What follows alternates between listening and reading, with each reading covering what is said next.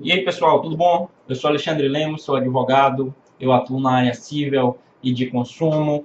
E eu vou contar uma situação que aconteceu comigo hoje, numa audiência, e eu espero que vocês possam aproveitar isso como uma dica. O fato foi o seguinte, para que vocês entendam o contexto. Ano passado, teve uma falta de água por um período prolongado de mais ou menos 10 dias. A empresa que presta o serviço de fornecimento de água, ela estava fazendo uma manutenção na rede e deixou os consumidores uns 10 dias sem água e não prestou nenhum tipo de assistência, não enviou caminhão-pipa nem nada. E aí, uma dessas pessoas ingressou com ação para pedir indenização e hoje foi a audiência de instrução. No caso, ele levou uma testemunha para que pudesse comprovar a situação de que realmente houve falta de água, já que a ré alega que não houve essa falta de água. E aí o que foi que aconteceu? O autor foi ouvido,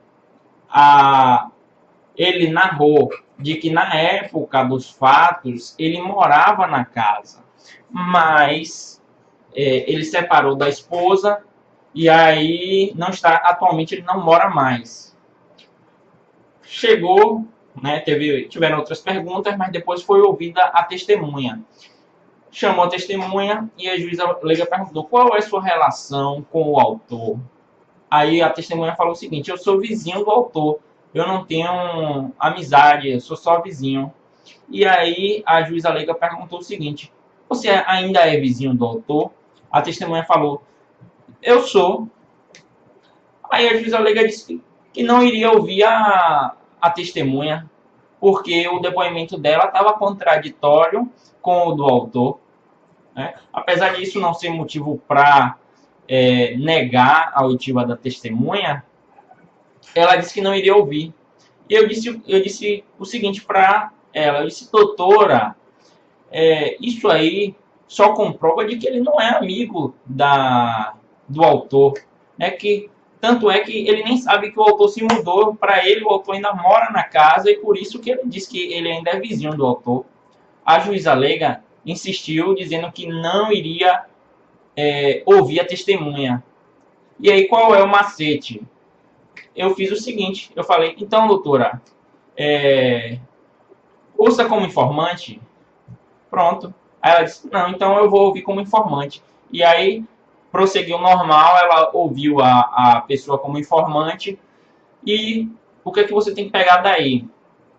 Depois, se precisar vir a recorrer, a turma recursal pode vir entender de que aquele não era um caso para tornar a testemunha como impedida de ser ouvida e considerar o depoimento como de testemunha.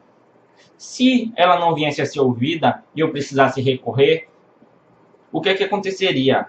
Nesse caso, a turma recursal ela ia anular a sentença e mandar remarcar a audiência de instrução para que a testemunha fosse ouvida, já que esse não seria um motivo de impedimento. Então, a dica é você, se não quer ser ouvida, se não vai ser ouvida como testemunha, faça o requerimento para que seja ouvida como informante.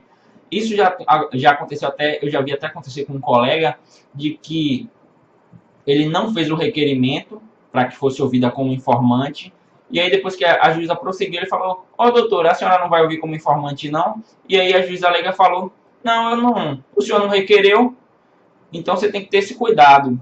Você vai simplesmente dizer: então eu vou requerer que seja ouvida como informante. E a juíza leiga, no meu caso, ela aceitou e ouviu. Então essa é a dica que eu deixo. Valeu, até a próxima. Tchau.